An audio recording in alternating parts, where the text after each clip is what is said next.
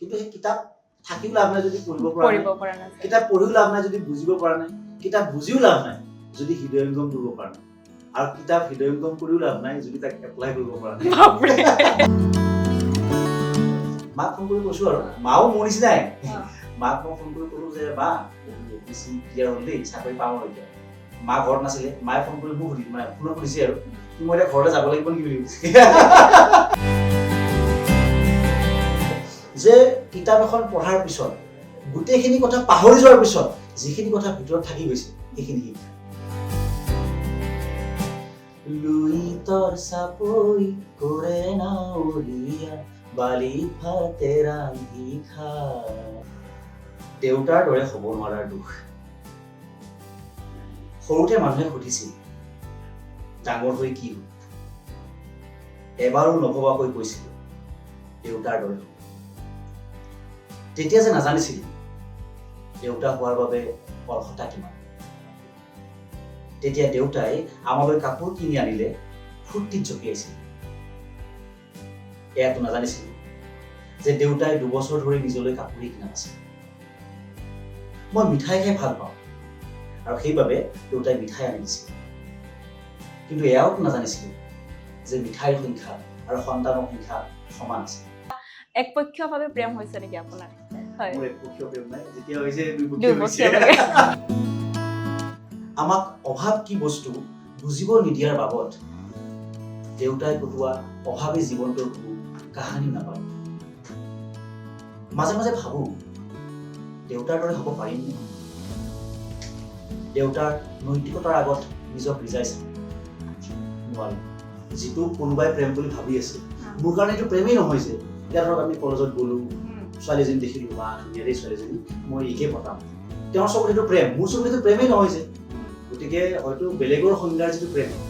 সেই সংজ্ঞাৰ প্ৰেমটো চাগে মই কৰিব পৰা নাই। এনে ছোৱালী ফালৰ পৰা বিয়াৰ প্ৰস্তাৱ আহিছে? তেনেকুৱা একো অহা নাই। এনে আহে নে আহি পাইছে আৰু? এতিয়ালৈকেতো অহা নাই। এতিয়ালৈকে মই আহিলে খবৰ দিম। এইটো কথা খুব কওঁ যে যদি আজি মোৰ লগত কিবা এটা বেয়া হৈছে, মই ভাবো যে তাৰমানে ইয়াতকে কিবা এটা ভাল মোৰ আগলৈ মোৰ কাৰণে ৰৈ আছে। এইটো একো যুক্তি নাই দেই।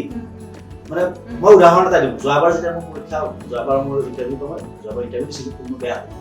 যোৱাবাৰ কোৱালিফাই নকৰিলোঁ, তেতিয়া মই মানে ইমান ভাগি পৰা নাই। হ'ব আৰু অহাবাৰ দিম, অহাবাৰ নহ'লে তাৰ পিছৰবাৰ দিম। মই এনেকে ভাবো এতিয়া কথাটো মিলি গ'ল। চাওকচোন, যোৱাবাৰ মই পাছেই কৰা নাছিলোঁ, এইবাৰ যেনিবা ৰেংক 1 আহিব। তো মোৰ এনেকুৱা লাগে যে আজি যদি কিবা এটা হোৱা নাই, চাগে ইয়াতকে বেটাৰ কিবা এটা ৰৈ আছে। এতিয়া যদি মোক সুধে আপুনি যে প্ৰমাণ কেনেকে দিব, যুক্তি কেনেকে দিব, নাই যুক্তি। এইটো কথা না যুক্তি আছে না প্ৰমাণ আছে। এইটো কেৱল মোৰ মনৰ এটা বিশ্বাস, কিন্তু সেই বিশ্বাসটো মোক আগুৱাই যাবলৈ বহুত সহায় কৰে। গতিকে মানে যিহেতু বস্তুটো মোক পজিটিভলি এফেক্ট কৰি আছে, মই বহুত বেছি যুক্তিত মাথা মাৰি থকা নাই। ঠিক আছে, আৰু কামটো ভালে হৈ আছে যিহেতু এনেকে চিন্তা কৰি গৈ থাকো আৰু। দেউতাৰ ত্যাগৰ আগত নিজক ৰিজাই চাম নোৱাৰিম। দেউতাৰ সাহসৰ আগত নিজক ৰিজাই চাম নোৱাৰিম। আৰু এতিয়াও এই বয়সতো যেতিয়া দেউতাই কয় কিবা সমস্যা হলে মোক কবি মই আছো, খাটাং দেউতা হবলৈ কাহানি নোৱাৰো।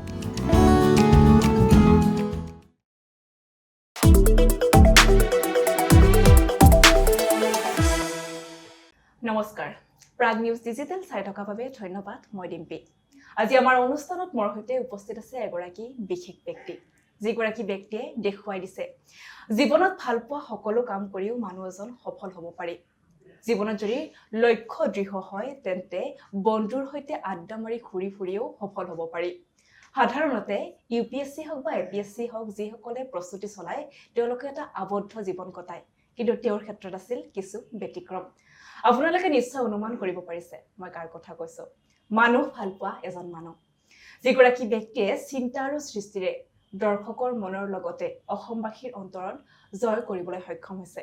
আৰু তেওঁ অন্য কোনো নহয়, পাৰ্থপ্ৰতিম শৰ্মা। দাদা, আপোনাক অনুষ্ঠানৰ মাজলৈ স্বাগতম জনাইছো। কেনে আছে? অশেষ ধন্যবাদ। ভাল আছো আৰু আচৰিত হৈছো। কি কাৰণে? এটা ফ্লোতে ইমান বিশেষণ দিব কেনেকে পাৰাৰে? বাকী যি নহওক বাৰু, আপুনি যিটো সফলতাৰ কথা ক'লে তাতে অকমান মোৰ ডিফাৰ কৰিবলগীয়া আছে। মানে সফলতা মানে আপুনি যদি ক'লে যে ভাল পোৱা কামবোৰ কৰি থাকিও সফলতা অৰ্জন কৰিব পাৰি, মোৰ মতে আকৌ ভাল পোৱা কাম কৰি থাকিব পৰাটোৱে সফলতা। আজিৰ দিনত যদি কোনোবাই নিজৰ ভাল পোৱা কামখিনি কৰি থাকিব পাৰিছে, সফল অলপ মানুহৰ হ'লেও দিয়কচোন আপুনি অভিনয়ৰ লগত জড়িত আছিলে কবিতা গান অভিনয়ৰ পৰা এটা মানে অসম আৰক্ষী সেৱাৰ শীৰ্ষ বিষয়ালৈ যি যাত্ৰা এটা অনন্য যাত্ৰা এই যাত্ৰাত কেনেকৈ আহিলে প্ৰথমতে আপোনাৰ পৰা জানিম যে অভিনয়লৈ কেনেকৈ আহিলে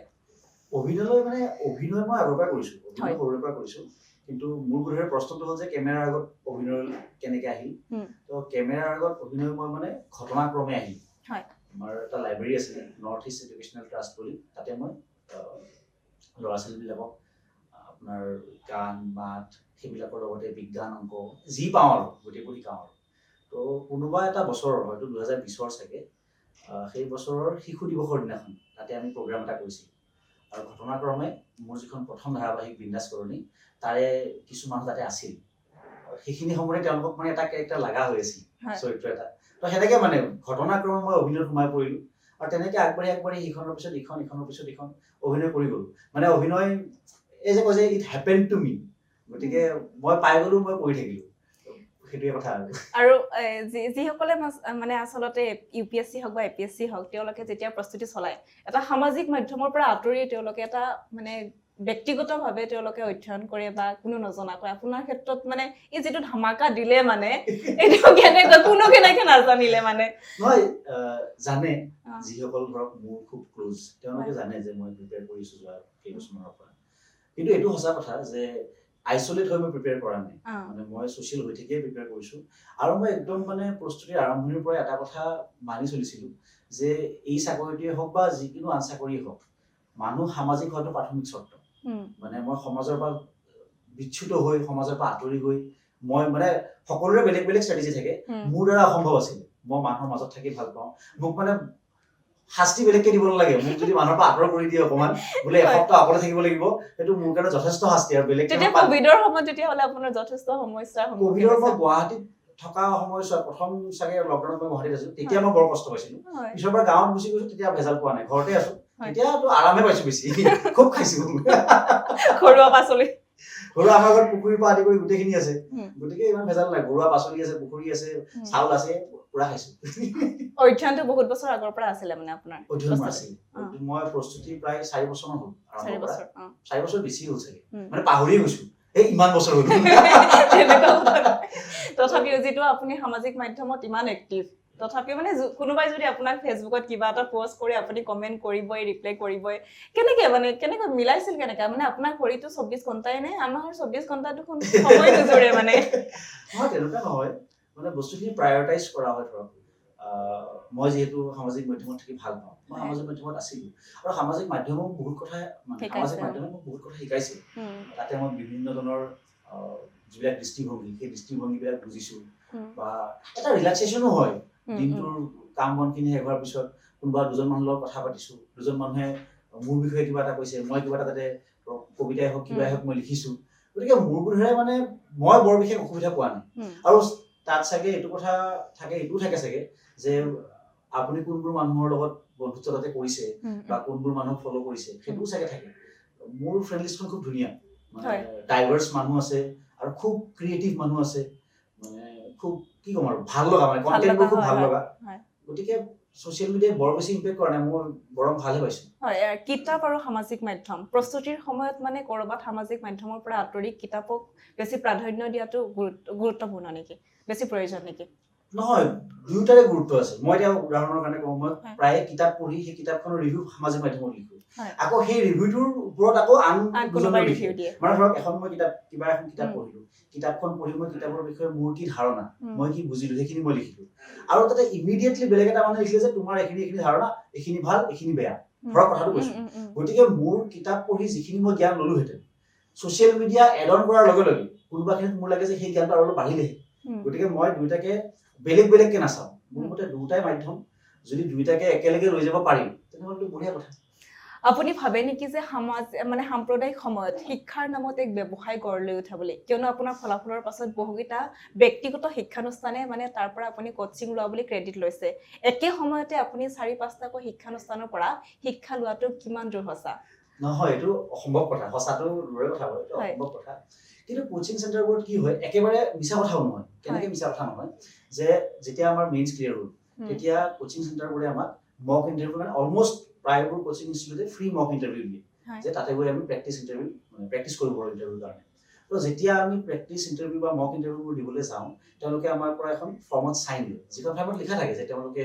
আমাক মানে আমাৰ যিবিলাক ক্ৰিডেঞ্চিয়েল আছে সেইবিলাক ভৱিষ্যতে ব্যৱহাৰ কৰিব পাৰে। হয়। গতিকে মই ইমান নাজানো বাৰু লিগেলিটিৰ কথা, কিন্তু হয়তো লিগেলি তেওঁলোকে সেইখিনি কৰিব পাৰে হয়। আৰু সেইকাৰণে চাগে কৰিছে। কিন্তু এইটো একেবাৰে মানে যে প্ৰথমৰ পৰা শেষলৈকে 5-6খন ইনষ্টিটিউটত এডমিশ্যন ল'ম, সেইটো অৰ্থনৈতিকভাৱে আৰু সময়ৰ ফালৰ পৰা দুটা ফালৰ পৰাই অসম্ভৱ। কিন্তু যিহেতু প্ৰত্যেকখন যিবোৰ ইনষ্টিটিউটে আমাৰ ভিডিঅ' বা ফটো দিছে, তেওঁলোকৰ ওচৰত আমি মক ইণ্টাৰভিউ দিছিলোঁ, সেইটো সঁচা। গতিকে সেইকাৰণে তেওঁলোকে ব্যৱহাৰ কৰিছে। আৰু মক ইণ্টাৰভিউ বিলাকে কিমান দূৰ সহায় কৰিছে আপোনাক? মক ইণ্টাৰভিউৰ যিবোৰ প্ৰশ্ন মক ইণ্টাৰভিউত সোধা হয়, সেই প্ৰশ্নসমূহ ফাইনেল ইণ্টাৰভিউত অহাৰ সম্ভাৱনা খুব কম। নাহিবও পাৰে, আহিবও পাৰে কাভাৰটো। মানে এনেকুৱা নহয় যে মোৰ পেনেলখনত নাহিলে বুলি বেলেগৰ পেনেলত যে নাহিব, তেনেকুৱাটো নহয়। কাৰোবাৰ কাৰণে আহিবও পাৰে। কিন্তু মক ইণ্টাৰভিউ এটা বস্তু দিয়ে, সেইটো হৈছে কনফিডেন্স। মানে সেই যে 3জন বা 4জন মানুহৰ ওচৰত গৈ কথা পতাৰ যিটো আত্মবিশ্বাস, সেই আত্মবিশ্বাসটো গঢ় দি তোলে। আৰু সেইকাৰণে প্ৰথম যেতিয়া মক ইণ্টাৰভিউ দিবলৈ যোৱা হয়, বহুত মানুহৰে আণ্ডাৰ পাৰফৰ্মেঞ্চ হয়, কম পাৰফৰ্ম কৰে। কিন্তু তেওঁ ইটোৰ পিছত সিটো দি সেই ইণ্টাৰভিউটো তেওঁ ভাল হোৱাৰ মানে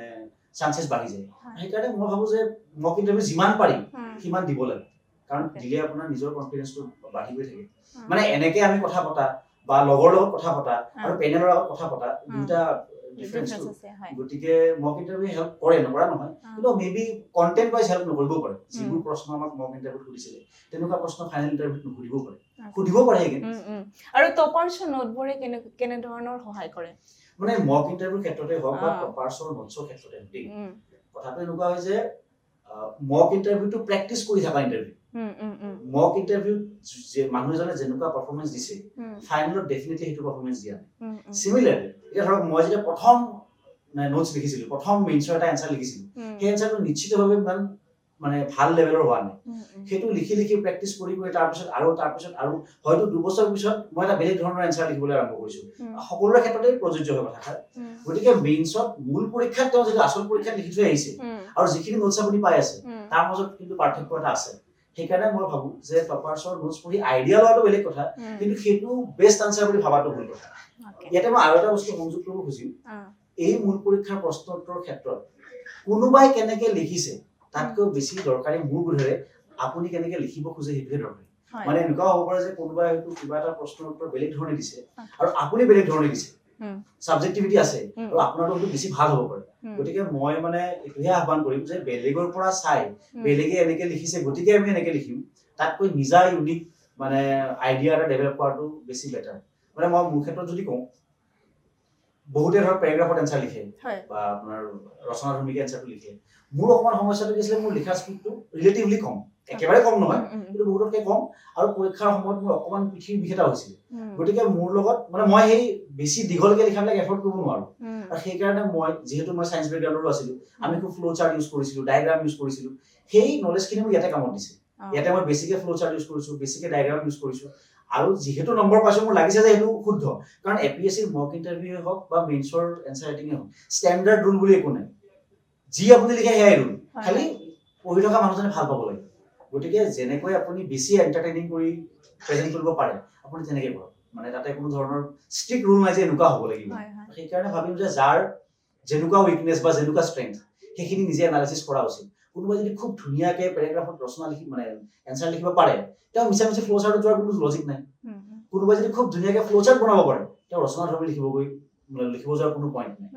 এটা বস্তু মানুহ সেইটো হ'ল যে ফ্ল' থাকিব লাগে। মানে লেখাটো পঢ়ি আহোঁতে মানে এব্ৰাপ্ট হ'ব নালাগে যে এইটো কি আহিলে, মানে পঢ়ি থাকোঁতে যদি বিশেষকৈ ৰচনাৰ ক্ষেত্ৰত হওক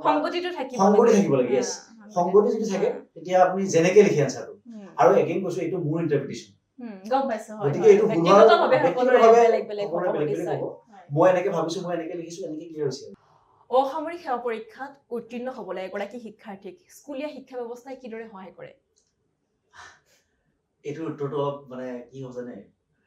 মই এতিয়া কোনোবাই বিশ্বাস কৰক বা নকৰক, প্ৰথমতে মই যিবোৰ সাধাৰণতে প্ৰেছক্ৰাইব কৰে কিতাপ, সেই কিতাপবোৰে প্ৰথম পঢ়িছো দেই। পঢ়ি মোৰ প্ৰিলিমছ ক্লিয়াৰ হোৱা প্ৰথমবাৰ। তাৰপিছত মানে মই গম পালো যে মোৰ বেচিক্সখিনি অকণমান মোৰ নলেজ কম আছে।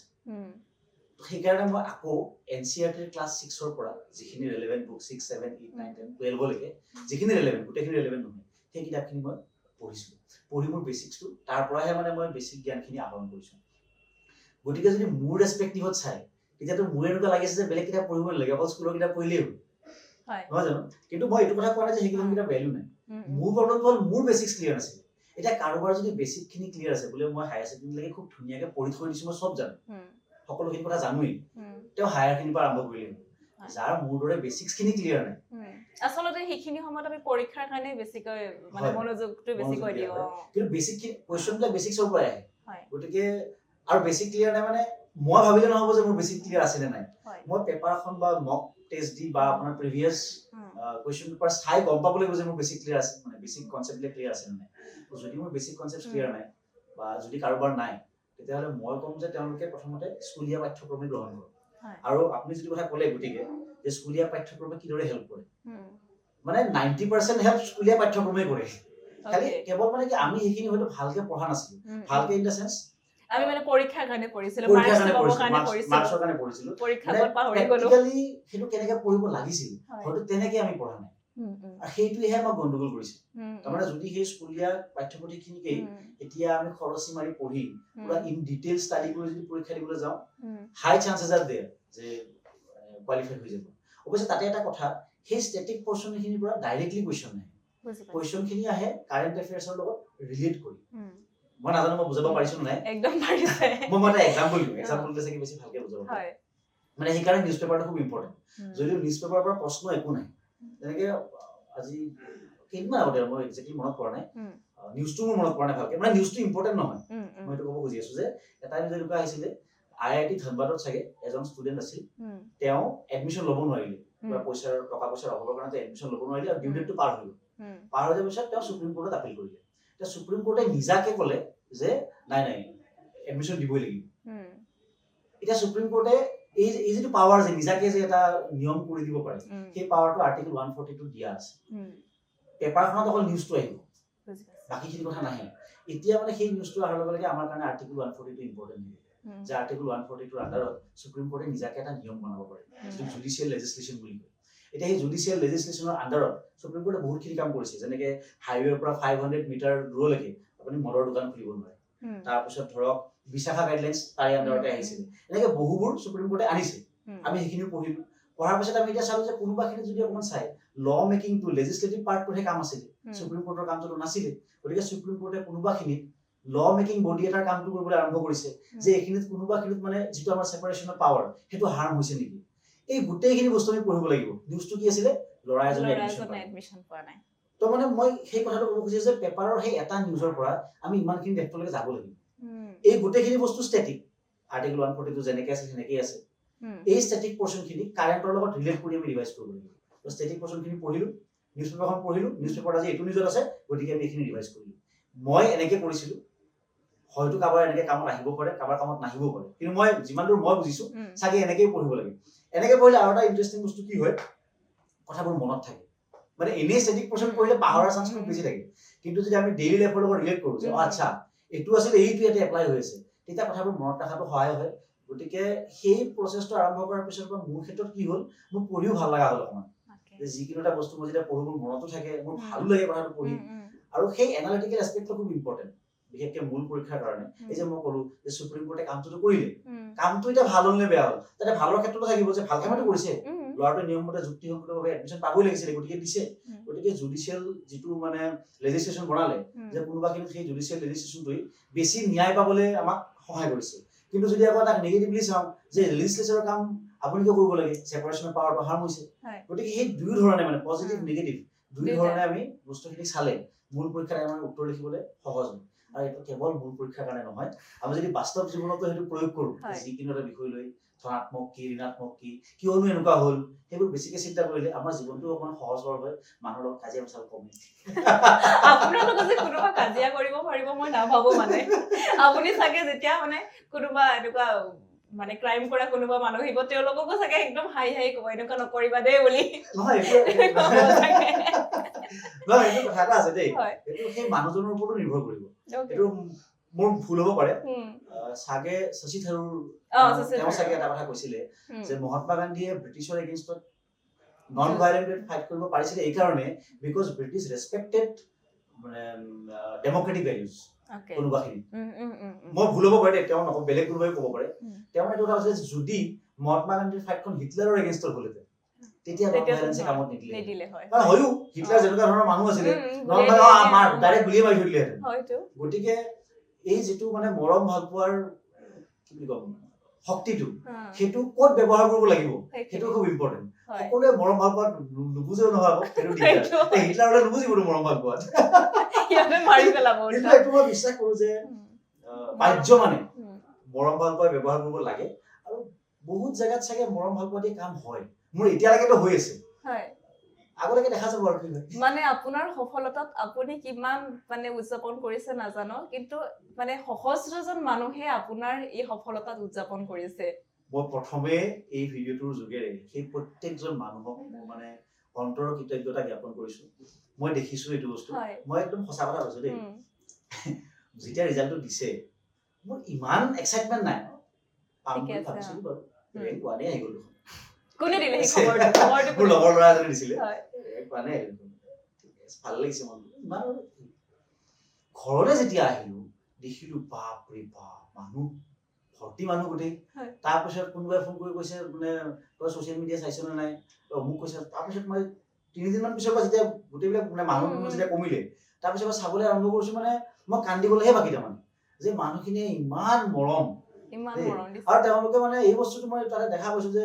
যেন মই পোৱা নাই তেওঁলোকেহে পাইছে সঁচাকে আপোনাৰ সফলতাত উদযাপন সকলোৱে কৰিছে সেই কথাটো মোৰ খুব ভাল লাগিছে দেই গতিকে কোনোবাখিনিত মানে মই গোটেই ব্ৰহ্মাণ্ডখনৰ ওচৰত কৃতজ্ঞ মোক যে ইমান মৰম দিছে সেইকাৰণে অসামৰিক সেৱা পৰীক্ষাত উত্তীৰ্ণ হ'বলৈ কিমান সময় পৰিছে সেইটো বেছি গুৰুত্বপূৰ্ণ নে কিদৰে পৰিছে সেইটো বেছি গুৰুত্বপূৰ্ণ ভালকৈ বেছি সময় পঢ়িব পাৰিলে আটাইতকৈ ভাল হয় মই চিৰিয়াছলি কৈছো বেছি সময় পঢ়াটো কেতিয়াও বেয়া কথা হ'বই নোৱাৰে ন বেছি সময় পঢ়াটো খুব ভাল কথা কিন্তু বেছি সময় ফাংফুংকে পঢ়াটো একো লাভ নাই কম সময় মানে যদি ভালকে পঢ়ি আছে কম সময় পঢ়ক বা বেছি সময় পঢ়ক দুটাই ভাল তো কেনেকে পঢ়িছো সেইটোহে বেছি মোৰ মতে ইম্পৰ্টেণ্ট আৰু কেনেকে পঢ়িছো মানে মই যি কথা ক'লো মানে কেৱল পঢ়িবলৈ নপঢ়ি অকমান মানে ভিতৰত হৃদয়ংগম কৰিবলৈ যদি পঢ়া যায় তেতিয়াহ'লে চাগে বেছি সুবিধা বিশেষকৈ এই পৰীক্ষাটোৰ কাৰণে আৰু বেছি সুবিধাজনক কাৰণ এই পৰীক্ষাটোত আমি মনত পেলাই ভাবি চিন্তা কৰি লিখিবলৈ সময় নাই এই পৰীক্ষাটোত মনৰ ভিতৰত যি আছে সেয়া কাগজত ওলাই পৰিব কাৰণ সময় নাই বহুত কম সময়ত লিখা স্পিডটো কেনেকৈ মিলাই সেইটো প্ৰশ্নলৈকে আহিম বাৰু মানে আপোনাৰ ধৰক 150 ৱৰ্ডছ লিখিব লাগে 6-7 মিনিট সময় আছে মানে 3-4টা পেজ ইমান কম সময়ত লিখাত মানে কোৱেশ্চন এটা পঢ়ি বুজি তাৰ এনসাৰটো ফ্ৰেম কৰি লিখিবলৈ নহয়গে গতিকে কোনোবাখিনিত আপোনাৰ ভিতৰৰ মানুহটো পেপাৰখনত ওলাই পৰে সেইকাৰণে মই ভাবো যে মুখস্থ কৰি গৈ লিখিম বা ভাবি লিখিম যেনেকুৱা মানুহ তেনেকুৱা এনসাৰ লিখি থৈ গুচি আহিম সেইকাৰণে মানে মানুহজনক ৰিফৰ্ম কৰাটো খুব প্ৰয়োজনীয় নিজৰ মানুহজনক নিজৰ ভিতৰখনক আৰু নিজৰ ভিতৰখনক ৰিফৰ্ম কৰিবলৈ হ'লে কেৱল পঢ়িবৰ কাৰণে পঢ়িলে নহ'ব আৰু মানে ভালকৈ পঢ়িব লাগিব বস্তুটো হৃদয়ংগম কৰি পঢ়িব লাগিব মই অন্ততঃ তেনেকৈ ভাবো তেনেকৈ ভাবিলে চাগে এনসাৰটো লিখিবলৈ সুবিধা হয় কোনোবাখিনি আৰু লিখাৰ স্পিডটো কেনেকৈ লিখাৰ স্পিড মানে এইটো ধৰক মই নাজানো বেলেগৰ কথা দেই মই জানো যে এইটো বয়সত মোৰ স্পিড আৰু নাবাঢ়ে আৰু মই খুব বেছি এনসাৰ প্ৰেক্টিছ কৰাও নাই গতিকে মোৰ স্পিড খুব বেছি নাছিলে মানে লিখি শেষ কৰিব পৰা বিধৰ আছিলে মই পেপাৰ অলমষ্ট কমপ্লিট কৰিছোৱেই গতিকে কাৰোবাৰ যদি স্পিড বহুত বেছি সেইটো এডেড এডভান্টেজ তেওঁলোকেতো একদম মানে ফৰ্চুনেট আৰু কাৰণ স্পিড লাগিবই কিন্তু যাৰ স্পিড কম আছে তেওঁলোকেও ডিফাৰেণ্ট টেকনিক্স ইউজ কৰি আউটপুটটো উলিয়াব পাৰে যেনেকৈ মই ক'লো ফ্ল' চাৰ্ট যে আপুনি মানে যে দ্য কজেছ অফ অমুক অমুক অমুক অমুক আৰ 1 অমুক 2 অমুক কৰাতকে দ্য কজেছ গোল এটা দিলে চাক চাক চাক 8টা পইণ্ট 8টা ধুনীয়া ডায়েগ্ৰাম এটা বনাই লিখি দিলে ইয়াতে মই বুজাব পাৰিছিলো মই নাজানো মানে এনেকৈ ক'ব খুজিছো আৰু মই যে কজেছ বুলি লিখিলে এনেকৈ দিলে এটা দুটা তিনিটা চাৰিটা পাঁচটা এনেকৈ ফুল চুল বনাই থৈ গুচি আহিলে হ'ল যিমানখিনি পাৰে আৰু ফ্ল' ডায়েগ্ৰাম ফ্ল' চাৰ্টছ এইবিলাক বনাই থৈ আহিলে মোৰ বোধেৰে তেওঁলোকে বেয়া নাপায় বৰং চাগে ভালহে পায় কাৰণ আমি ফ্ল' চাৰ্ট বা ফ্ল' ডায়েগ্ৰাম তেতিয়াহে বনাব পাৰোঁ যেতিয়া আমাৰ টপিকটোৰ ওপৰত কমপ্লিট আণ্ডাৰষ্টেণ্ডিং থাকে আণ্ডাৰষ্টেণ্ডিং নাথাকিলে বনাবলৈ অকণমান কিন্তু দিগদাৰ গতিকে যদি কাৰোবাৰ স্পীড কম আছে তেনেহ'লে তেওঁলোকে ফ্ল' চাৰ্ট ডেফিনেটলি ইউজ কৰিব পাৰে কিন্তু এগেইন কৈছোঁ যদি কোনোবাই খুব ৰসালকে পেৰাগ্ৰাফত লিখিব পাৰে আৰু স্পীড ভাল আছে তেওঁলোকে অযথা আকৌ ফ্ল' চাৰ্টত গুচি আহিব নালাগে তেওঁলোকে যিটো কৰি আছে সেইটো বঢ়িয়া কাম কৰি আছে তেওঁলোক তাতে থাকক গতিকে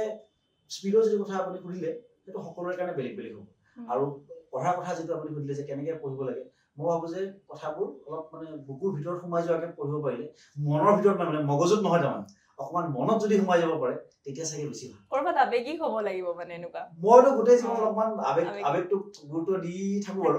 হয়। কৰবাত বাৰু যুক্তিক গুৰুত্ব দিয়া হয় উম, কিন্তু মই ভাবো যে পঢ়াটো অলপ আবেগিক বস্তু বহুত বেছি উম। যুক্তিৰে চালে কোনোবাখিনি চাগে বা দুটাই ইম্পৰ্টেণ্ট মানে উম। আবেগো ইম্পৰ্টেণ্ট যুক্তিও ইম্পৰ্টেণ্ট উম। হয় লগতে স্কুলীয়া শিক্ষাত যিটো এটা পৰিৱেশ ছাত্ৰ ছাত্ৰীসকলক দিলে তেওঁলোকে ভৱিষ্যতে অসামৰিক সেৱা পৰীক্ষাত উত্তীৰ্ণ হ'ব সহজ হ'ব কেনেধৰণৰ এটা পৰিৱেশ দিলে তেওঁলোকে সহজ হৈ পৰিব মানে আপুনি ভাবে মানে হয় মই ভাবো যে এই অকল এই পৰীক্ষাটো বুলিয়ে নহয় আৰু উম। আমাৰ জীৱনত কিউৰিঅচিটিটো খুব ইম্পৰ্টেণ্ট বস্তু কৌতূহল যিটো যে এইটো হয়। বস্তুনো কেনেকে হ'ল সেইটো বস্তুনো কেনেকে হ'ল আৰু আমাৰ শিক্ষা ব্যৱস্থাই ল'ৰা ছোৱালীক কৌতূহলী কৰি তুলিব পাৰিব লাগে উম। একদম চিম্পল মানে আৰু উম। চিম্পল ভাষাত ক'বলৈ গ'লে যে সেই কিউৰিয়াছ মাইণ্ড এটা ল'ৰা ছোৱালীৰ মাজত ডেভেলপ হ'ব লাগে যে এইটো যদি হ'ল কেনেকে হ'ল কিয় হ'ল উম, উম। আৰু সেই বস্তুটো আচলকৈ বেছি ইম্পৰ্টেণ্ট চাগে মোৰ এনেকুৱা লাগে মানে সফিক আমান আছিল নেকি মই নামটো পাহৰিছো এজন IPS বিষয়া আছিলে তেখেতে এটা ভিডিঅ'ত কৈছিলে মানে যে আমি মুখস্থ কৰি থাকো যে পানিপথৰ যুদ্ধ কেতিয়া হৈছে পানিপথৰ যুদ্ধ কাৰ কাৰ মাজত হৈছে আমুক কি তামুক কি কেইটা মানুহ মৰিলে কিন্তু প্ৰশ্ন আহি গ'ল যে পানিপথতে যুদ্ধবোৰ কিয় হয় there is a cause মানে কাৰণ হয়। এখন সমতল ভূমি মানে তাত হয়। যুদ্ধ কৰিবলৈ সুবিধা হয় তো তেনেকুৱা ধৰণৰ কথা যে why is the কিউ মানে সেই হোৱাইটোৰ পিছফালে আমি ঘূৰিব লাগে কিন্তু মই কোনোবাখিনি এনেকুৱা লাগে যে আমি চাগে কিউৰ পিছফালে অলপ কমকে ঘূৰো আমি বেছিকে কিবাকে মুখস্থ কৰি পৰীক্ষাত লিখি থৈ আহি নম্বৰটো লৈ আহিব লাগে সেইটো ভাবি থাকো আৰু দ্বিতীয়তে উত্তৰ লিখাৰ ক্ষেত্ৰত আমিও সেনেকে হাইস্কুলৰ পৰ্যায়ত পঢ়ি আহিছো বাৰু মই নিজে এনেকে পঢ়ি আহিছো উত্তৰ লিখাৰ ক্ষেত্ৰত আমাৰ কেনেকুৱা হয় যে এটা প্ৰশ্ন আছে সেই প্ৰশ্নটো কিতাপৰ কেইটামান শাৰী আছে আমি সেই শাৰীকেইটাক লিখি আহিব পাৰিলে বিৰাট ধুনীয়া উত্তৰ লিখা বুলি ভাবো আমি বুলি কওঁতে মই নিজকতো ৰাখিছোৱেই শিক্ষকসকলকো ৰাখিছো দেই বহুত শিক্ষকো আছে তেওঁলোকে মানে কিতাপৰ লাইন কেইটা যদি একজেক্ট লিখি দিব পাৰে ষ্টুডেণ্টজনক বিৰাট মানে স্মাৰ্ট বিৰাট ভাল বুলি গণ্য কৰে কিন্তু মই ভাবো যে এতিয়া মই যিটো ভাবিছো এতিয়া মই ভাবি এইটো পাইছো যে নহয় সেই বাক্যখিনি বুজি নিজৰ মনৰ ভিতৰত লৈ নিজৰ ভাষাৰে যদি এটা বাক্য লিখিব পাৰে সেইটো চাগে বেছি প্ৰয়োজনীয় কাৰণ তেতিয়াহে জ্ঞানটো তেওঁলোকৰ ভিতৰত গৈছে বুলি আমি ভাবিব পাৰো এইটোৰ ক্ষেত্ৰত এটা খুব ভাল কোট এটা আছিলে মই কোটটো একে পাহৰি গৈছো মই পাহৰাৰ উস্তাদ কিন্তু এসেন্সটো মনত আছে মই এইটো ক'ব গৈছো যে ফেক্টছখিনি মই মনত ৰাখিব লাগে সাৰাংশটো মনত ৰাখিব লাগে সাৰাংশটো এইটো আছিলে যে কিতাপ এখন পঢ়াৰ পিছত গোটেইখিনি কথা পাহৰি যোৱাৰ পিছত যিখিনি কথা ভিতৰত থাকি গৈছে সেইখিনি শিক্ষা তো আমি যিমানখিনি পঢ়িলো তাৰে ফেক্টছ চব পাহৰি গ'লো তাৰ পিছত এজ এ হিউমেন আমাৰ মাজত কিবা কিবি এট্ৰিবিউটছ থাকি গ'লতো সেই এট্ৰিবিউটছখিনি শিক্ষা গতিকে আমুকখন যুদ্ধ কেতিয়া হৈছিলে সেইটো আচলতে বহুত বেছি ৰেলেভেণ্ট নহয় আমাৰ জীৱনৰ কাৰণে সেই যুদ্ধখনৰ কথা পঢ়ি ডিটেইলছ পঢ়ি কিয় হৈছিল কেনেকৈ হৈছিল আৰু সেই গোটেই বস্তুটো ষ্টাডি কৰাৰ পিছত এজ এ হিউমেন বিং আমাৰ মাজত কিবা কিবি চেঞ্জেছ আহিব মানে সেইটোহে ইম্পৰ্টেণ্ট গতিকে মই ভাবো যে আমাৰ স্কুলীয়া শিক্ষাৰ ক্ষেত্ৰত যদিও মই এই বিষয়ত বিশেষজ্ঞ নহয় কিন্তু আমাৰ স্কুলীয়া শিক্ষাৰ ক্ষেত্ৰত সেই কিউৰিঅচিটি মানে কৌতূহলী যিটো মন সেই যদি কিউৰিঅচিটি সেইটো যদি ল'ৰা ছোৱালীৰ মাজত আমি ডেভেলপ কৰিব পাৰো মোৰ বোধেৰে বহুত ভাল হ'ব হয় আৰু আপুনি কবিতা গান অভিনয় সকলো কৰে লগতে এতিয়া আমি গান এটা শুনিমে গান কোনটো গান গাব আপুনি কওক গান গাবলৈ অকণমান গুণগুণাই দিলে ভাল লাগিব নিশ্চয় গান অকমান ভয় লাগে বাৰু গান গাবলৈ কাৰণ মই মানে তেনেকে খুব নাজানো গান তথাপি মই এনে দেখা পাওঁ কেতিয়াবা মই গান গাওঁ এতিয়া ফুৰ্তিতে গাম মই নাগাওঁ বুলি কোৱা নাই দেই এতিয়া ফুৰ্তিতে আছে ফুৰ্তিতে গান এটা গাম বাৰু আৰু গানটোত ভুল নিশ্চয় হ'বই যিবোৰ ভুল হ'ব তাৰ কাৰণে মই আগতীয়াকৈ ক্ষমা বিচাৰিছো লুইতৰ চাপৰি কৰে নাৱৰীয়া বালি ভাতে ৰান্ধি খায় হাউদৰ ডিঙৰা বগা পালে তৰা উজনিৰ দেশলৈ যায় হাউদৰ ডিঙৰা বগা পালে তৰা উজনিৰ দেশলৈ যায় হেৰো নাৱৰীয়া মেলি দে ডিঙৰা তৰি দে শুকুলা পাৰ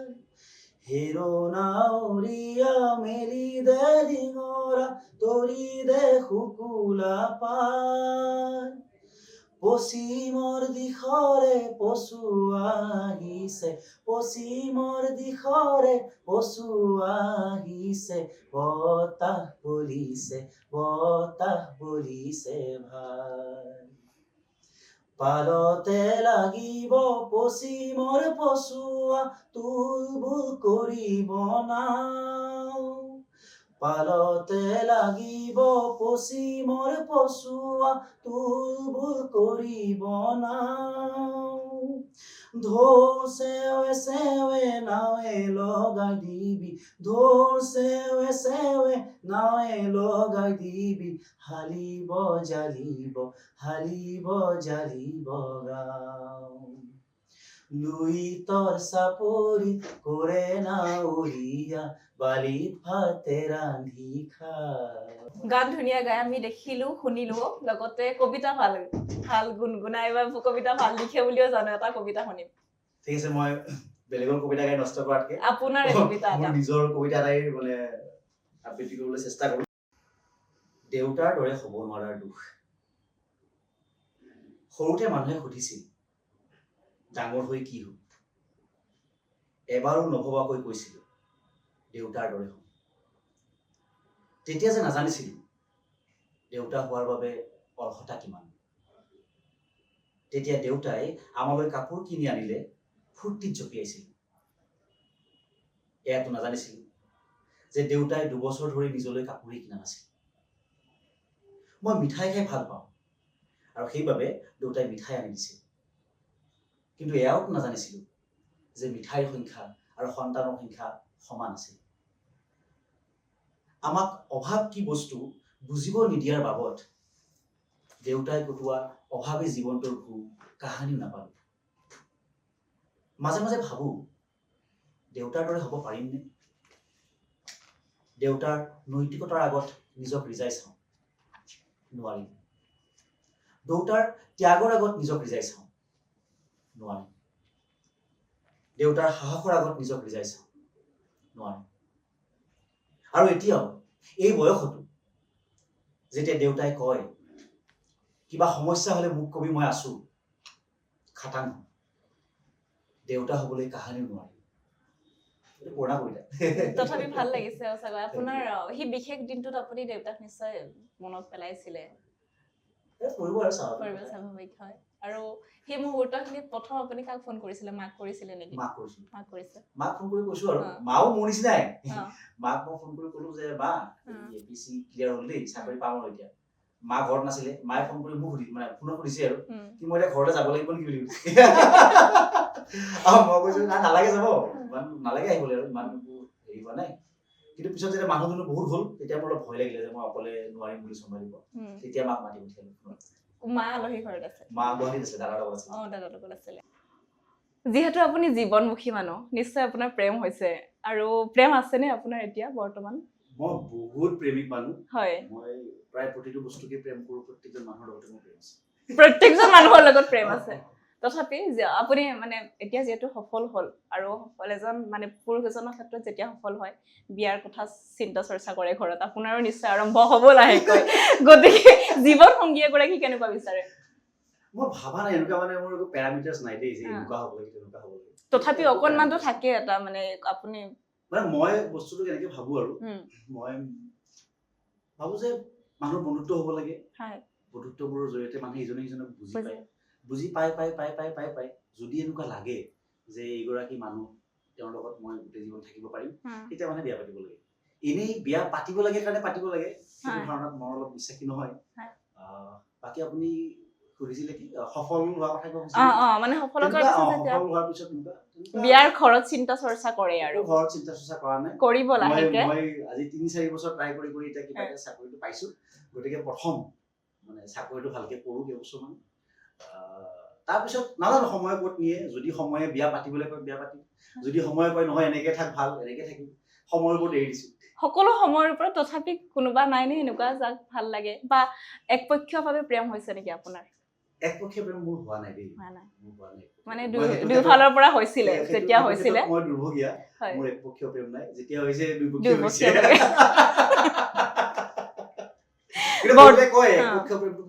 খুব ধুনীয়া সেইটো কাৰণে অনুভৱ কৰিব পৰা নাই ভগৱান কৰক যাতে অনুভৱ নহওক আমি বিচাৰো হওক মানে যেতিয়া মানে একপক্ষ হৈ নাথাকিব এতিয়া সফলতাৰ পিছত হয়তো আৰু নহয় প্ৰেম হলে সেইটো নিস্বাৰ্থ হয় সদায় যদি প্ৰেম হৈছে তাতে একো চৰ্ত নাথাকে গতিকে এইটোৰ কাৰণে প্ৰেম হ'ব মই তেনেকে নাভাবো যদি প্ৰেম হৈছে তাত কোনো কাৰণ নাই তাত কোনো যুক্তি নাই তাত একোৱেই নাথাকে প্ৰেম মানে প্ৰেম মই তেনেকে ভাবো সেই বেছিকে ভবা মানুহবিলাকৰে প্ৰেম নাথাকে নেকি বাৰু মই নাজানো দেই হয়তো এনেকুৱা হ'ব পাৰে যে এতিয়া ধৰক যিটো কোনোবাই প্ৰেম বুলি ভাবি আছে মোৰ কাৰণে এইটো প্ৰেমেই নহয় যে এতিয়া ধৰক আমি কলেজত গ'লো ছোৱালীজনী দেখিলো বা ধুনীয়া দেই ছোৱালীজনী মই একে পতাম তেওঁৰ চকুত এইটো প্ৰেম মোৰ চকুত এইটো প্ৰেমেই নহয় যে গতিকে হয়তো বেলেগৰ সংজ্ঞাৰ যিটো প্ৰেম সেই সংজ্ঞাৰ প্ৰেমটো চাগে মই কৰিব পৰা নাই গতিকে সেইকাৰণে চাগে আপুনি যিটো ক'লে যে প্ৰেম হোৱা নাই সেইকাৰণে চাগে হোৱা নাই কিন্তু মোৰ যিটো প্ৰেমৰ ধাৰণা সেই ধাৰণাটো মই বহুতো লগতে প্ৰেম কৰি আছো এনে ছোৱালী ফালৰ পৰা বিয়াৰ প্ৰস্তাৱ আহিছে নে এতিয়া তেনেকুৱা একো অহা নাই এনে আহে নে আহি পাইছে আৰু নাই এতিয়ালৈকেতো অহা নাই এতিয়ালৈকে মই আহিলে খবৰ দিম বাৰু এতিয়ালৈকে অহা নাই এনে আহক বাৰু আমিও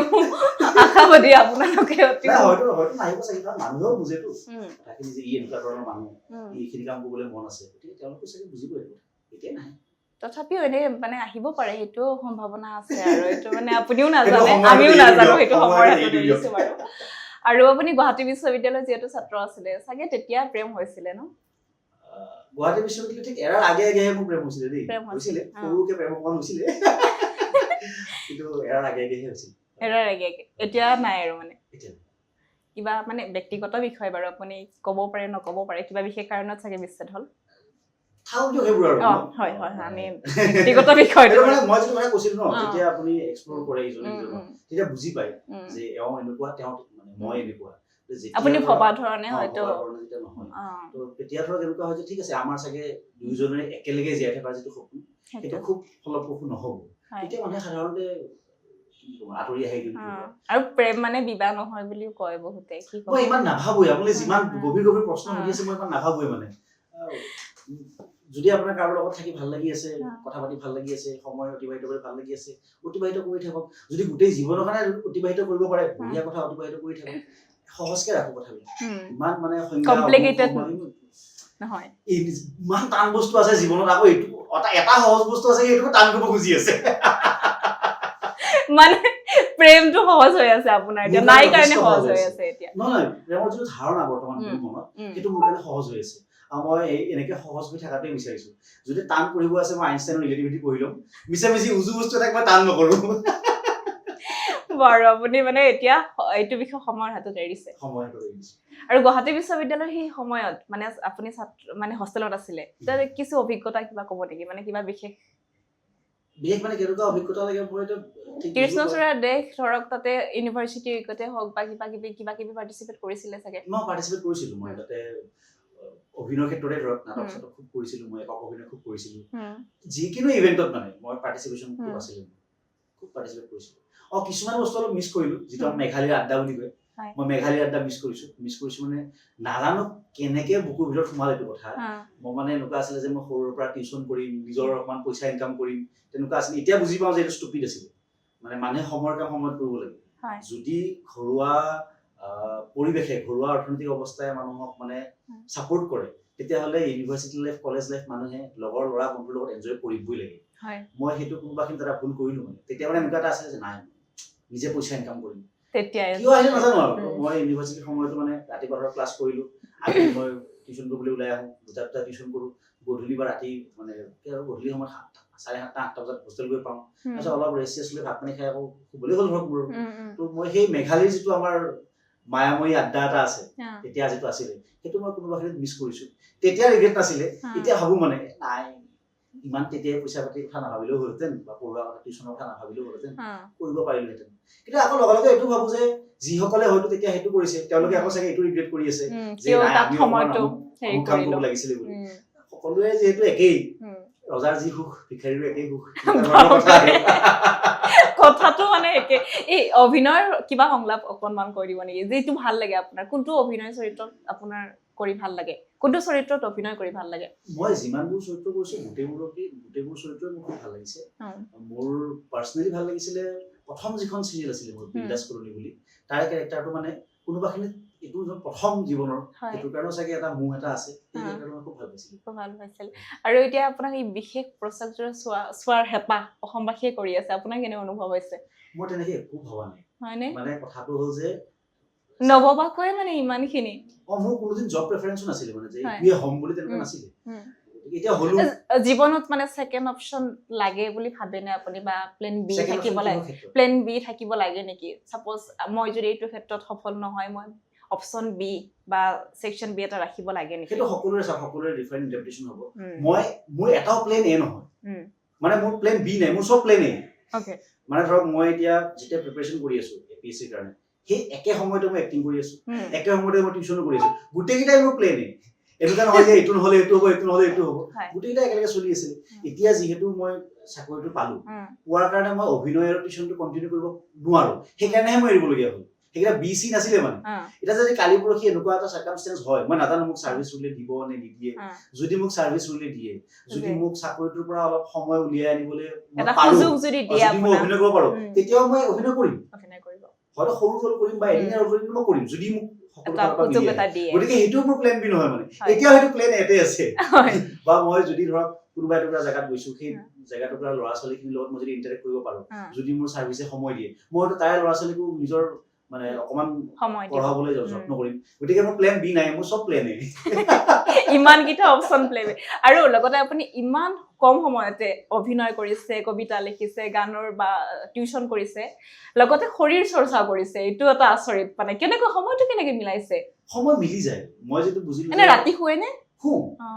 বহুত নুশু মই মানে মই 5 ঘণ্টামান শুলে মোৰ হয় যায় কিন্তু সেই 5 ঘণ্টা মানে আমাৰ এটা দেউতা যেতিয়া জীৱিত অৱস্থাত আছিলে তেওঁক মানে এবাৰ সৰু পোৱালিতে কিবা সুধি আছিলে মানুহ মৰিলে কি হয় দেউতাই মানে কৈছে তোৰ বহুত জানিব মন গ'লে এই পাৰ্থপুৰা যেতিয়া শুই থাকে চাই যাবি বুলি কৈছে মানে মই মানুহ মৰা নিচিনাকে শু মানে মই গম নাপাওঁ ভূমিকম্প আহি যায় মই গম নাপাওঁ মই সেই 5 ঘণ্টা মানে শু সেই 5 ঘণ্টা কিন্তু মই ধুনীয়াকে শু আৰু যিটো আপুনি ক'লে শৰীৰ চৰ্চা বা বেছি দিন হোৱা নাই বাৰু আজি 1.5 বছৰৰ পৰা মই জিম যাবলৈ আৰম্ভ কৰিছো আৰু মই খুব এনজয় কৰো দেই জীৱনটো মই খুব এনজয় কৰো খুব ভাল লাগে হয় দেখা পাওঁ আমি দেখাত বডিটো দেখি নালাগে তথাপি সামাজিক মাধ্যমতো দেখা পাওঁ ভাল পাওঁ মোৰ এনেকুৱা লাগে যে আপুনি যেতিয়া বস্তুবোৰ ভাল পাবলৈ আৰম্ভ কৰে সময়টো কোনোবা ফালৰ পৰা এডজাষ্ট হৈ যায় আমি এনেকুৱা বহুত মানুহ দেখিছো যিসকলে বহুত ডাঙৰ কিবা এটা দায়িত্বও লয় তাৰ লগতে লেখা মেলাও চলাই ৰাখে পেপাৰত লিখে ক'ৰবাত লিখে কথাটো হ'ল যে তেওঁলোকে সেই বস্তুটোৰ প্ৰতি যিটো অদম্য হেঁপাহ সেই হেঁপাহটোৰ কাৰণে চাগে ব্ৰহ্মাণ্ডই সময় সুবিধা সকলো উলিয়াই দিয়ে আৰু মই সেইটো কথা বিশ্বাস কৰোঁ যে যদি আমি কোনোবা এটা বস্তু খুব অন্তৰেৰে ভাল পাওঁ বিচাৰো তেতিয়াহ'লে আমাৰ মাজৰ মানে গোটেই পৰিস্থিতিবিলাক এনেকুৱা হৈয়ে যাব যে আমি সেই কামটো কৰিম বা সেই বস্তুটো পাম মানিছো এইটো লজিকেল বেকিং নাই কৃতজ্ঞ আপুনি মই এইটো কথা খুব কওঁ যে যদি আজি মোৰ লগত কিবা এটা বেয়া হৈছে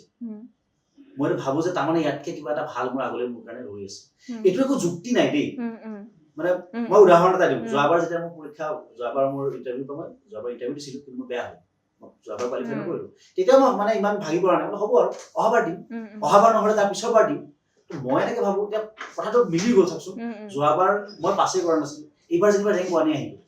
তো মোৰ এনেকুৱা লাগে যে আজি যদি কিবা এটা হোৱা নাই চাগে ইয়াতকে বেটাৰ কিবা এটা ৰৈ আছে এতিয়া যদি মোক সোধে আপুনি যে প্ৰমাণ কেনেকে দিব যুক্তি কেনেকে দিব নাই যুক্তি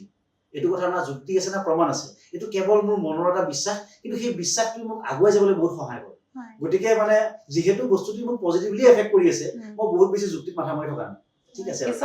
ভালে হৈ আছে যিহেতু এনেকে চিন্তা কৰি গৈ থাকো আৰু এই হাঁহি থকা মানুহবোৰ খুব ভয়ংকৰ বুলি কয় কিছুমানে মানে তেওঁলোকৰ জীৱনত দুখবোৰ প্ৰকাশ নকৰিবৰ কাৰণে বা চকু পানীবোৰ নেদেখাবৰ কাৰণে খুব হাঁহি থাকে আপুনি খুব হাঁহি থাকে কিবা তেনেকুৱা আছে নেকি হয় নেকি কথাটো নহয় এটা কথা এইটো হয় দেই যে এনেকুৱা নহয় যে কোনোবা এটা মানুহে হাঁহি আছে মানে জীৱনত দুখী নহয় দুখ আমাৰ মানে কি আৰু মই হাঁহি থকা মানুহ দুখ ডেফিনেটলি আছে কিন্তু কথাটো হ'ল দুখটো বুকুত লৈ মোৰ ইমান দুখ বুলি বহি থাকিব নে দুখ আহিছ তই থাকিব নিদো তোক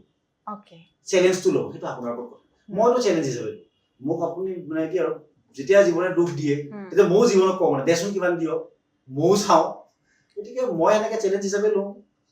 এতিয়ালৈকেতো কাম চলি আছে সেনেকে গতিকে কিন্তু এনেকুৱা নহয় যে জীৱনত আপুনি দুখ নাপাব দুখ পাবই মানে লুজিং ইজ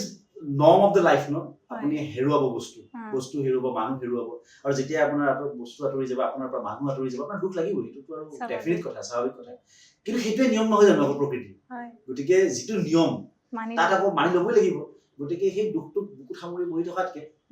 দুখ আছে থাকিব কিন্তু তথাপিও ফূৰ্তি কৰিম সেনেকেহে মই ভাবো ইমান ধুনীয়া ডেফিনেশ্যন চাগৈ আৰু মানে বেছিভাগে হয় এইটো যে কোনোবা আপুনিও কৈছে পূৰ্বতে যে মানুহ হেৰুৱাৰ ভয় এটা আছে আপোনাৰ এতিয়াও আছে নে সেই ভয়টো এতিয়া কমিল মোৰ আগতে খুব মানুহ হেৰুৱাৰ ভয় আছিলে দেই বিশেষকে মানে মই মা দেউতা নোহোৱা পৃথিৱী এখন নহয় ইমান নহয় যে মই দাদা ভণ্টি বৌহঁতক ভাল নাপাওঁ পাওঁ কিন্তু নাজানো মা দেউতাৰ স্থানটো অলপ মানে মোৰ কাৰণে সদায় বেলেগ আছিল বিশেষকে দেউতাৰ মানে তেওঁলোক নোহোৱা পৃথিৱী এখনত মই থাকিব পাৰিম বুলি ভাবিবও পৰা নাছিলো মানে তাৰপিছত দেউতাৰ বিয়োগ ঘটিলে দেউতাৰ বিয়োগৰ পিছত মই যেতিয়া ওলাই আহিলো সেই ট্ৰমাটোৰ পৰা তেতিয়া মানে মই বুজিলো যে নহয় মই যেনেকে হ'লেও জীয়াই থাকিব পাৰিম এতিয়া সেই ভয়টো নাই কিন্তু এতিয়া মানে এনেকুৱা মই এতিয়া সেইকাৰণে ভাবো যে যিখিনি মানুহ মোৰ লগত আছে মোৰ ওচৰে পাজৰে আছে সেই প্ৰত্যেকখিনি মানুহক মই মোৰ ফালৰ পৰা 100% মৰম দিম তেওঁলোক যিদিনালৈকে থাকে সেইদিনালৈকে যাতে মই তেওঁলোকক মৰম কৰি দিব পাৰো আৰু মই সকলোকে কওঁ যে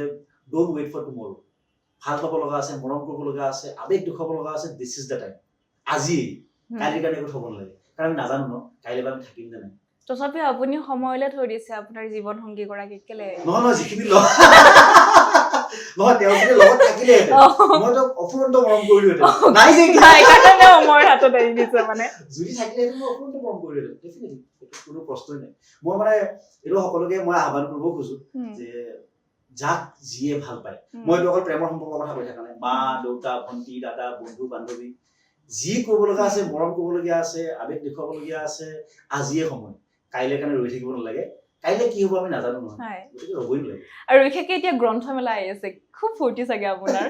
গ্ৰন্থমেলা এইবাৰ ফূৰ্তিৰ লগতে দুখ এটাও আছে আগতে গ্ৰন্থমেলা মোৰ ওচৰত হৈছিলে চানমাৰীত হৈছিলে মৌজা বজাৰত থাকো মোৰ যাবলৈ সুবিধা হয় এইবাৰ খানাপাৰা হ'ল মোৰ যাবলৈ অকমান সুবিধা এটা হ'ব তথাপিও মই যাম আৰু মই আশা কৰি আছো মানে এতিয়া যাতে নামাতক আমাক ট্ৰেইনিঙৰ কাৰণে অন্ততঃ গ্ৰন্থমেলাখন কাৰণে সঁচাকৈ আপুনি মই গ্ৰন্থমেলা এদিন বা দুদিন যাওঁ কিন্তু তেওঁ মানে গ্ৰন্থমেলাত কিবা খাই নে নাখাই নাজানো কিতাপ কিখন দেখিয়ে চাগে তেওঁৰ পেট ভৰে কিতাপ মই পাওঁ আড্ডা মই পাওঁ খোৱা বস্তু মই পাওঁ হয় নেকি গ্ৰন্থমেলাত আচৰিত ধৰণে মোৰ বহুবাৰ এনেকুৱা হৈছে কোনোবাৰ মানে মাংস টিফিনত ভৰাই লৈ আহিছে বাপৰে গ্ৰন্থমেলাত আহিছে আহি মোক মানে কয় যে তেখেতে পডকাষ্টটো চালে হাঁহিবও চাগে এতিয়া মই নামটো নকওঁ বহুবাৰ জলপান আহিছে বৰা চাউলৰ জলপান লগত মিঠাই দি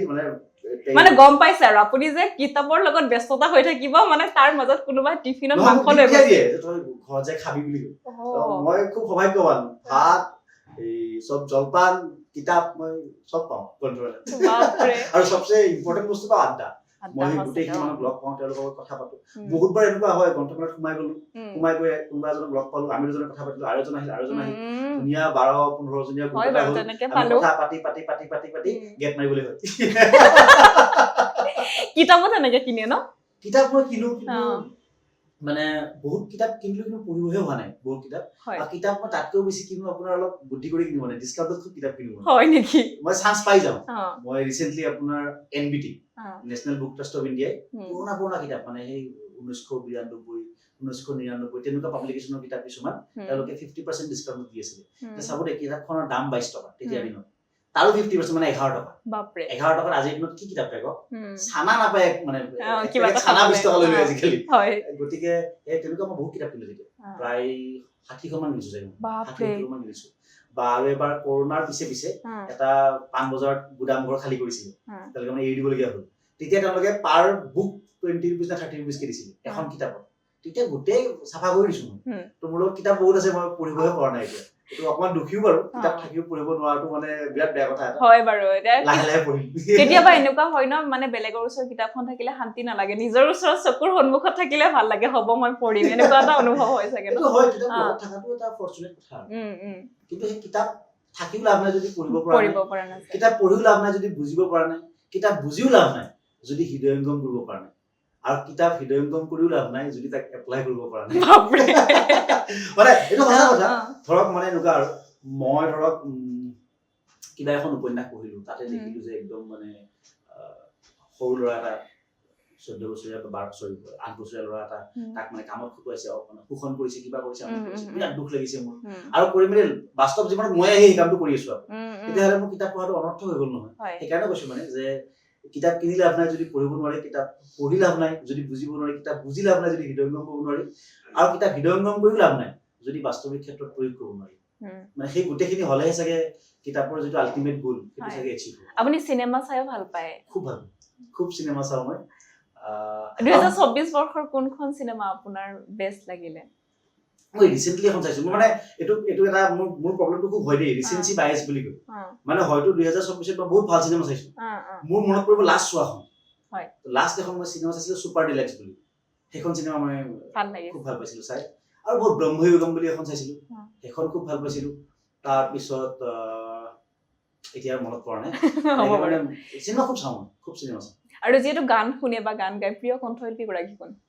মানে বেলেগ বেলেগ কণ্ঠশিল্পী বেলেগ বেলেগ গান ভাল পাওঁ। মানে এজন কণ্ঠশিল্পী মই গোটেইবোৰ গান ভাল নাপাওঁ, সেইকাৰণে মই গানহে ভাল পাওঁ। গান ভাল পায়। কণ্ঠশিল্পী আমুক বুলি ক'বলৈ অকণমান মোৰ দিগদাৰ হয়। দিগদাৰ। গান বেলেগ বেলেগ গান, বেলেগ বেলেগ জেনৰৰ গান মই অভিনয় কৰিছে যেতিয়া মানে আমাৰ অসমৰ বিশেষকে প্ৰিয় অভিনেত্ৰী গৰাকী কোন? তাতেও মানে একেটাই একে এনচাৰ। answer মানে কোনোবা এগৰাকী অভিনেত্ৰীৰ হয়তো কোনোবা এখন চিনেমা বা চিনেমাত ভাল চিৰিয়েল লাগে। খুব ভাল পাইছোঁ, হা, তেওঁৰে আকৌ বেলেগ এখন চাই সেইটো মই ভাল পোৱা নাই। হা। মানে মই সদায় সেই মানুহজনতকৈ মানে সেই যিটো Character, আৰ্ট আৰু art, সেই হা। কামখিনিক মই বেছি ভাল পাওঁ। সেইকাৰণে এনেকুৱা ধৰণৰ প্ৰশ্নৰ উত্তৰ দিবলৈ মোৰ অকণমান দিগদাৰ হয়। এতিয়া প্ৰিয় সাহিত্যিক বুলি ক'লেও মোৰ দিগদাৰ হৈ যায়। হা। প্ৰিয় সাহিত্যিক মোৰ নাই। কোনোবা এগৰাকী সাহিত্যিকৰ হয়তো মই বে- 5খন কিতাপ ভাল পাইছোঁ, কোনোবা এগৰাকী সাহিত্যিকৰ 2খন কিতাপ ভাল পাইছোঁ, তেনেকুৱা হয়। মানে উম। সেই প্ৰডাক্টটোকহে ভাল পাওঁ। উম। সেই মানুহজনক বেয়া নাপাওঁ, কিন্তু মানে প্ৰিয় বুলি ক'বলৈ যিটো প্ৰয়োজন হা। সেই বস্তুটো মোৰ লগত নাই। বাৰু আৰু এইবাৰ বিশেষকৈ যিখিনি শিক্ষাৰ্থী মানে উত্তীৰ্ণ হ'ব নোৱাৰিলে, তেওঁলোকক উদ্দেশ্যে কি ক'ব? হয়তো ক'ৰবাত তেওঁলোক হতাশ হৈছে। তেওঁলোকক উদ্দেশ্যে এটা কথা ক'ম যে প্ৰথম যিটো মই বিশ্বাস কৰোঁ, এইবাৰ যদি হোৱা নাই তেনেহ'লে অহাবাৰ হয়তো হৈ যাব। সেইটো হয়। কিন্তু তাৰ মাজতো বহুত কথা থাকে। কোনোবাই 2 বছৰ 3 বছৰ সেই কামটো কৰাৰ মানে প্ৰিপেৰেশ্যন কৰাৰ পিছত 4 বছৰ কৰাৰ পিছত যেতিয়া নাপায়, বহুবোৰে মানে কি আৰু মই আজি প্ৰিপেয়াৰ কৰি থাকিব পাৰিছোঁ কাৰণ মোৰ কোনোবাখিনিত ফিজিকেলি হওক, মেণ্টেলি হওক, ইকনমিকেলি হওক বেকআপ এটা আছে। যে মই নিজে ইনকাম কৰি আছোঁ, বেলেগ এটা কিবা কামেৰে। বা মোৰ পৰিয়ালটোৱে মোক খুব ছাপোৰ্ট দিছে। মোৰ চাৰাউণ্ডিংছৰ মানুহখিনিয়ে মোক খুব ছাপোৰ্ট দিছে। সকলোৰে সেই ছাপোৰ্ট ছিষ্টেম নাথাকিব পাৰে। কাৰোবাৰ এনেকুৱাও হ'ব পাৰে যে এই বছৰে চাকৰি নাপালে মানে ঘৰত ইনকাম কৰা মানুহ এটা নাই। গতিকে তেনেকুৱা ক্ষেত্ৰত তেওঁ হয়তো বেলেগ কিবা অকুপেশ্যনৰ কথা চিন্তা কৰিব পাৰে। মানে মই প্ৰেক্টিকেল কথাটো কৈছোঁ। কিন্তু এইটো ট্ৰাই কৰি থাকিব লাগে। সেইটোত পায়ো এইটো ট্ৰাই কৰি থাকিব লাগে। সেইটো প্ৰথম কথা। দ্বিতীয় কথাটো হ'ল যে সকলোৱে যে এইটো কামেই কৰিব লাগিব, সকলোৱে যে APSC দিব লাগিব নেচেচেৰী নহয়। সমাজত প্ৰত্যেকৰে গুৰুত্ব আছে। আজি সমাজত আপোনাৰ কামটোৰো গুৰুত্ব আছে, সমাজত ডাক্তৰ এজনৰো গুৰুত্ব আছে, ইঞ্জিনিয়াৰৰ গুৰুত্ব আছে, শিক্ষকৰো গুৰুত্ব আছে, সকলো কামৰে সমান গুৰুত্ব আছে। গতিকে APSCয়ে কৰক, সেইটোতকে মই সদায় এইটোৱে ক'ম যে আপোনাৰ যিটো কামত বেছি পাৰদৰ্শিতা, যিটো কাম আপুনি বেছি ভালকে কৰিব পাৰিব বুলি জানে, সেই কামটো কৰক। সেইটোত মোৰ মতে আপুনিও সুখী হ'ব আৰু আপোনাৰ পৰা যিয়ে ছাৰ্ভিচখিনি পাব তেওঁ মানে লাভান্বিত হ'ব। গতিকে এই যিটো যে APSC হ'লেহে হ'ব, সেই ধাৰণাটো কোনোবাখিনিত মই মানে নামানো। কিন্তু যদি কোনোবাই APSC সেই পাব্লিক ছাৰ্ভেণ্টৰ ধাৰণাটো খুব ভাল পায়, সেই কামটো খুব কৰিব বিচাৰে, মই ক'ম যেতিয়ালৈকে এটেম্প্ট আছে, যেতিয়ালৈকে বয়স আছে আৰু যেতিয়ালৈকে আপোনাৰ পৰিৱেশে আপোনাক এলাউ কৰি আছে, আপুনি চেষ্টা কৰি যাওক। আৰু যিখিনি শিক্ষাৰ্থী ধৰক তেওঁলোকৰ আৰ্থিক অৱস্থা খুব বেয়া, তেওঁলোকে কিদৰে প্ৰস্তুতি চলাব? কি ক'ব তেওঁলোকক? যিখিনি কোচিং কৰিব নোৱাৰে। তেওঁলোকক মই প্ৰথম এটা কথা ক'ম যে যিমান দূৰ মই বুজিছোঁ এই পৰীক্ষাটো, আকৌ কৈছোঁ মোৰ ভুল হ'ব পাৰে, কিন্তু যিমান দূৰ মই বুজিছোঁ তেওঁলোকক বেছিক এডুকেশ্যনটো বেছি ইম্পৰ্টেণ্ট। মানে মানুহজন ভিতৰৰ পৰা কেনেকুৱা সেইটো বেছি ইম্পৰ্টেণ্ট। তেওঁৰ এনালিটিকেল এবিলিটি কিমান আছে সেইটো বেছি ইম্পৰ্টেণ্ট। আৰু সেই বস্তুখিনি অন্ততঃ মই NCERT ক্লাছ 6 বা 12লৈকে কিতাপখিনি পঢ়িয়েই মোৰ মাজত গোট খাইছে। আৰু সেই গোটেইখিনি ফ্ৰী। NCERT 6 পৰা 12লৈকে এপ্লিকেশ্যনতো পায় তেওঁলোকৰ, বা যিবোৰ কিতাপো আছে কিতাপৰ দাম খুব কম, 65 rupees, 50 rupees এনেকুৱা ধৰণৰ দাম। গতিকে সেই কিতাপখিনি বৰ বেছি ব্যয়বহুল নহয়। আৰু যদি কোনোবাই কিনিব নোখোজে, আজিকালি মোবাইল প্ৰায়ভাগৰে হাতত থাকেই, তেওঁলোকে এপত গৈও পঢ়িব পাৰে। সেইটো হ'ল প্ৰথম কথা। কিন্তু যদি কোনোবাই ধৰক আৰু এটা কথা ক'বলৈ পাহৰিলোঁ, সেইটো হ'ল যে ইউটিউবতো মানে কিছুমান ধুনীয়া ধুনীয়া চেনেল আছে, যেনেকে মই SPMৰ ষ্টুডেণ্ট নহয়, কিন্তু SPMে এটা ফ্ৰী ইউটিউব কণ্টেণ্ট দিয়ে ডেইলি নিউজ এনালাইচিছ বুলি। মই যেতিয়াই শ্বুটিঙৰ মাজত সময় পাইছিলোঁ, সদায় ডেইলি নিউজ এনালাইচিছটো চাইছিলোঁ। সেইটো মোক হেল্প কৰিছে আৰু সেইটো ফ্ৰী অফ কষ্ট। তাৰ কাৰণে ক'তো এনৰোল কৰিব নালাগে, একো কৰিব নালাগে, ইউটিউবটো খুলি চালেই হ'ল। সেইখিনিও চাওক। বা যিটো মই নেক্সট কথাটো ক'ব খুজিছোঁ, এইটো কোচিং ময়ো লৈছিলোঁ। অসম চৰকাৰে এটা স্কলাৰশ্বিপ টেষ্ট পাতি আছাম এডমিনিষ্ট্ৰেটিভ ষ্টাফ কলেজত এটা মানে কোচিঙৰ ব্যৱস্থা তেওঁলোকে দিয়ে। সেইটো খুব সম্ভৱ 5,000 মান টকাত মানে কৰিব পৰা যায়, যিটো বেলেগবোৰ কোচিঙৰ তুলনাত একেবাৰে মানে ন্যূনতম। আপুনি 5,000 টকাত ক'তো মানে কোচিং কৰিব মই জনাত নোৱাৰে, ক'ৰবাত যদি পাৰে মই নাজানো। গতিকে যিসকলৰ ধৰক অৰ্থনৈতিকভাৱে কিবা অলপ অসুবিধা আছে, তেওঁলোকে সেই পৰীক্ষাটো এবাৰ দি চাব পাৰে। তাত কোৱালিফাই হ'লে 3 মাহৰ কাৰণে তেওঁলোকে মানে তাতে কৰ্চটো কৰিব। 3 মাহ, কেতিয়াবা 4 মাহো হয়, 5 মাহো হয়। আমাৰ বাৰু 3 মাহ আছিলে, তাতেও কোচিংটো কৰিব পাৰিব। আৰু সেইটো গাইডেন্সটো পাব আৰু বেলেগ কিবা পাব। আমাক ষ্টাডি মেটেৰিয়েলো দিছিলে তাৰ পৰা, গাইডেন্স মেটেৰিয়েল গোটেইখিনি পাব। কিন্তু মই এতিয়াও ক'ম মানে যে প্ৰথম মোৰ ক্ষেত্ৰত কিন্তু NCERTয়েহে মোক আটাইতকৈ বেছি হেল্প কৰিছে। সকলোৰে বাৰু বেলেগ বেলেগ ষ্ট্ৰেটেজি হ'ব। গতিকে যিসকলে অৰ্থনৈতিকভাৱে ছাপোৰ্ট কৰিব নোৱাৰে, তেওঁলোকে এই কোচিংটোৰ কথা ভাবি চাব পাৰে। ভাল লাগিলে দাদা। নিশ্চয়কৈ অনুষ্ঠানটোৰ শেষত কি ক'ব বিচাৰিব অসমবাসীক? মই অসমবাসীক কিবা এটা ক'বলৈ মইনো কোন ন মই তথাপিও আপুনি কৃতজ্ঞ বুলি কৈছে মই অ অসমবাসী নহয় গোটেই ব্ৰহ্মাণ্ডৰ ব্ৰহ্মাণ্ডৰ ওচৰত কৃতজ্ঞ যথেষ্ট মানে ভগৱান বিশ্বাস কৰে চাগে ন আপুনি মানে ভগৱান মই চব বিশ্বাস কৰো মানে যে আপুনি মোক এতিয়া গুৰুদ্বাৰলৈ যাওক মই গুৰুদ্বাৰা গুচি যাম মন্দিৰলৈ যাওক মন্দিৰ যাম মছজিদলৈ যাওক মছজিদ যাম মই সকলোৰে বিলিফটোক ৰেচপেক্ট কৰো মোৰ কোনো প্ৰব্লেম নাই আৰু এটা বস্তু বিশ্বাস কৰো যে মানে আমি যিবিলাক কৰ্ম কৰো তাৰ ফল আমি পাওঁ কিন্তু সেই গোটেইখিনি ফল আমাৰ হাতত নাই আৰু কিবা এটা আৰু আছে সেইটোক আপুনি এতিয়া ভগৱান বুলি কওক নিয়তি বুলি কওক যি নাম দিয়ে দিয়ক মানে মই এইটো কথা বিশ্বাস কৰো যে মোৰ ওপৰত কিবা এটা আছে যাৰ ওপৰত মোৰ নিয়ন্ত্ৰণ নাই মই সেইটো বিশ্বাস কৰো গতিকে সেই দুটা কথা বাকী অসমবাসীক কিবা ক'ব গৈছিলে ন মই অসমবাসী বুলি নকওঁ আৰু মই খালি এটা কথা ক'ম যে প্ৰাগ নিউজ ডিজিটেলৰ দৰ্শকক অসমবাসীক নকৈছে মই ক'বলৈ আচলতে মই যোগ্য নহয় তথাপি মই এটা কথাই ক'ম আৰু যে মৰম ভাল পোৱাৰ মাজত জীয়াই থকাটো বৰ টান কাম নহয় জীয়াই থাকি ভালো লাগে সকলোৱে মৰম ভাল পোৱাৰ মাজত জীয়াই থাকক আৰু যিটো কথা অলপ আগতে কৈছিলোৱে মৰম যি দিবলগীয়া আছে আজিয়ে দিয়ক কাইলৈ কাৰণে ৰৈ থাকিব নালাগে থেংক ইউ আৰু এটা কথা ক'বলৈ আছে পাহৰি গৈছিলো চৰি এইটো হ'ল যে এই গোটেই কথাখিনি কওঁতে মই নিজৰ অনুভৱখিনি ব্যক্ত কৰিছো গতিকে ইয়াত হাজাৰটা ভুল হ'ব পাৰে যদি তেনেকুৱা কিবা ভুল ভ্ৰান্তি দেখা পায় সেইখিনি আঙুলিয়াই দিব আৰু ভালখিনি লৈ ভুলখিনি দলিয়াই দিলে নথৈ আনন্দিত হ'ম থেংক ইউ হয় আৰু আজি কথা পাতিলো ভালেখিনি আমি তেওঁ সঁচাকৈ হাঁহিমুখীয়া এজন আৰক্ষী বিষয়া পালে আমি সামাজিক মাধ্যমত বিশেষকৈ এইটো চৰ্চা হৈয়ে আছে আৰু এওঁৰ নিচিনা এগৰাকী ভদ্ৰ অমায়িক আৰু ইতিবাচক চিন্তাধাৰাৰ হাঁহিমুখী আৰক্ষী অসমীয়া সমাজ জীৱন লগতে প্ৰশাসন বিষয়াৰ অতিকৈ প্ৰয়োজন আছিল আৰু আমি পালো নিশ্চয়কৈ আৰু আমি দৃঢ় বিশ্বাসী তেওঁ অসমীয়াৰ হয় অসমত হৈ থকা অন্যায়বোৰৰ বিৰুদ্ধে যুঁজ দিব ধন্যবাদ থাকিলে দাদা নিশ্চয় মুখৰ পৰা মই চেষ্টা কৰিম ধন্যবাদ